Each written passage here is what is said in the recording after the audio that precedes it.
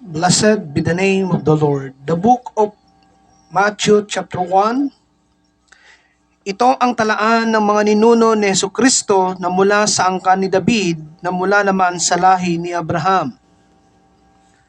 Mula kay Abraham hanggang kay Haring David, ang mga ninuno ni Jesus ay sina Abraham, Isaac, Jacob na ama ni Judah at ng kanyang mga kapatid, Judah na ama ni Fares at Sara, kay Tamar, kay Fares, Ezrom, Aram, Aminadab, Naason, Salmon, Boaz na anak ni Salmon kay Rahab, Obed na anak ni Boaz kay Ruth, at si Jesse na ama ni Haring David. Mula naman kay Haring David hanggang sa naging bihag ang mga taga-Juda sa Babylonia, ang mga ninuno ni Jesus ay sina David, Solomon na anak ni Haring David, sa asawa ni Urias, Rehoboam, Abias, Asa, Jehoshaphat, Joram, Ozias, Jotam, Akas, Ezekias, Manases, Amon, Josias, Jeconias, at ang mga kapatid nito.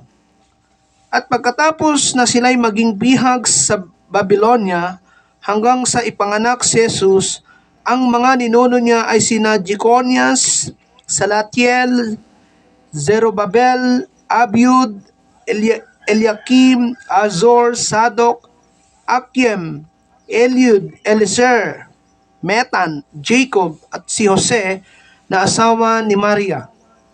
Si Maria ang ina ni Jesus ang tinatawag na Kristo. Sa makatuwid, may 14 sa salinlahi mula kay Abraham hanggang kay David. 14 mula kay David hanggang sa pagkabihag ng mga Israelita sa Babylonia, at 14 din mula sa pagkabihag sa Babylonia hanggang kay Kristo. Isinilang si Jesucristo. Verse 18. Ito ang naganap ng ipanganak si Jesucristo, si Maria na kanyang ina at si Jose na nakatakda ng magpakasal. Ngunit bago sila makasal, nagdalang tao na si Maria sa pamamagitan ng kapangyarihan ng Espiritu Santo.